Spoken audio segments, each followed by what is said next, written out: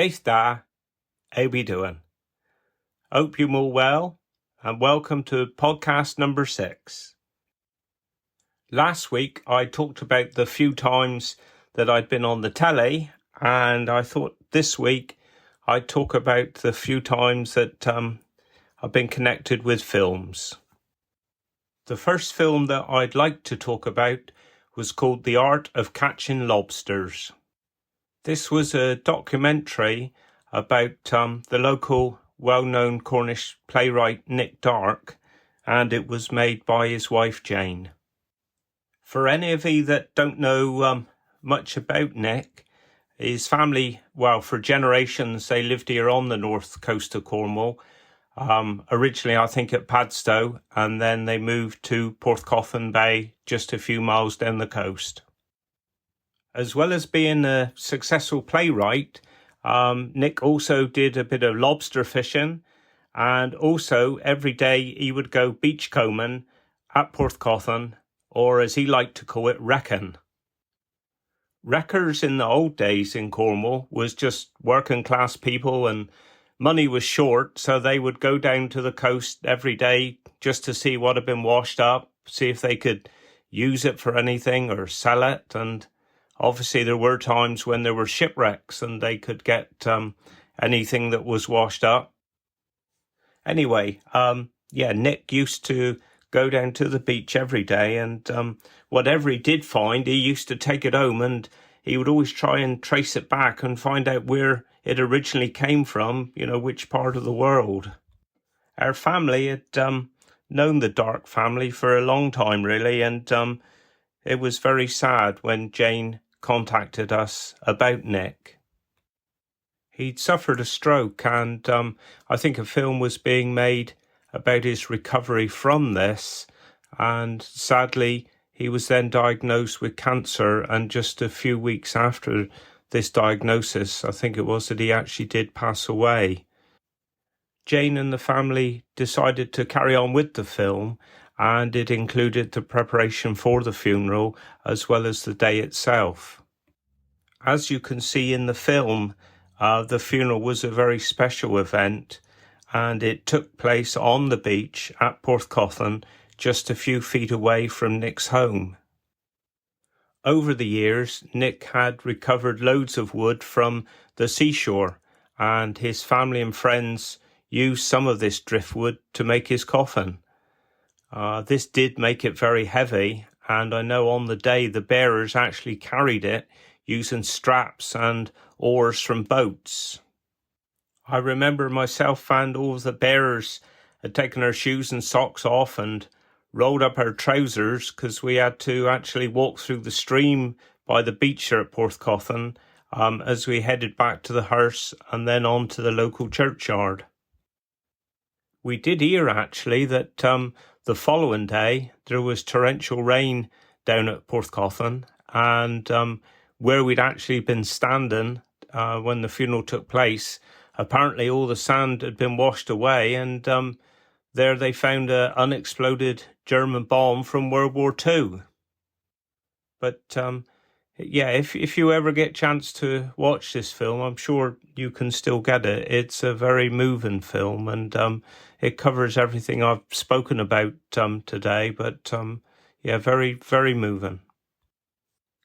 The other film I'm going to talk about today is Saving Grace, and this film was based in Port Isaac, and the spin-off of the film was the series, I think it's just finished now, called Doc Martin.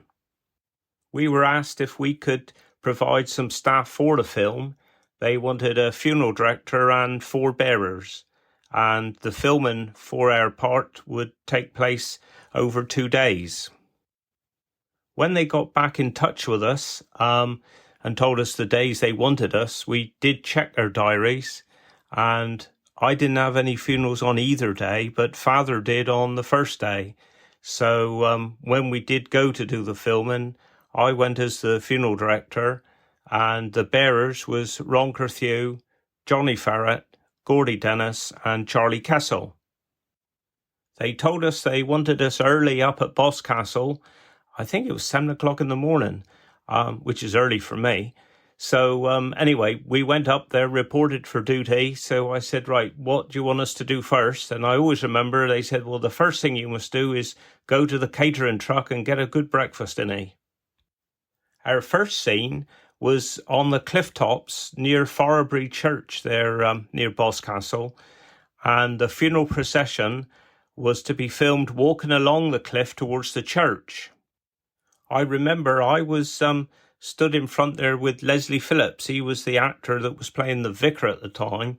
And I always remember him asking me to have a look up to see when they give us the nod for us to start walking, because he said, I can't see a damn thing. So this scene was right at the beginning of the film. In fact, I remember it was back in the day when I still had blonde streaks in my hair. But we spent most of the day hanging around up there and did a few minutes filming here and there, and I think we got home about 7 o'clock in the evening. For the second day, they asked again for the 4 bearers, but also they wanted our limousine for the scene where Brenda Blethyn was filmed as we was going through the Platt there at Port Isaac. I remember that the producers, they was very strict about continuity, and I can remember they looked horrified when we turned up, and poor old Ron Carthew there, we'd been out in the sun the previous day doing the filming, and Ron had caught the sun, and as soon as they saw him, they whisked him away to the makeup department, and I think he was there a good 20 minutes or more while they put the makeup on to disguise his sunburn.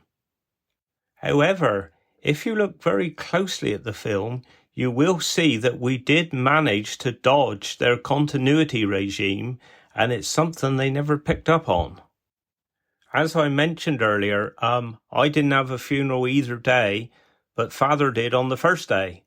But he really wanted to experience this film and etc. So without telling any of the film crew, on the second day, Charlie stayed home and Father took his place. You may have seen Doctor Who programs where the existing Doctor regenerates into the new Doctor. Well, this was the Cornish version of that, really, when Charlie Kessel regenerates into Ron Bray. What they didn't tell us on that day was that they still wanted the Undertaker to walk in front of the bearers with the limo behind. But, of course, we didn't realise that, so I was driving the limo, so that's how when you see the bearers coming up around the bend from the Golden Lion, I'm nowhere to be seen. Obviously, we met Brenda Blethyn and Leslie Phillips that day, but Martin Clunes, he wasn't down for the filming at that point, and I think it was our friend Damien Bolton from Port Isaac. I'm pretty sure he was his stand-in for the 2 days that we were there filming. The film was a real success, really. We had the local premiere at the Regal in Wadebridge, which was good. And I had friends from, well, pretty much all the world that had emigrated or whatever that was getting in touch, you know, a month or 2 later saying, oh, we've just seen you on the big screen sort of thing. And I remember Peter Sandry, dear of him from Rumford. He was on holiday. I think he was on a cruise, he said. And he went into the cinema one night, saw it was a British film on, didn't know what it was, and he said, I couldn't believe my eyes when I saw you lot walking across the screen. So I think that's about it, really, for this week. I hope you enjoyed it, and wish you well, and I'll see you again next week. Do get us.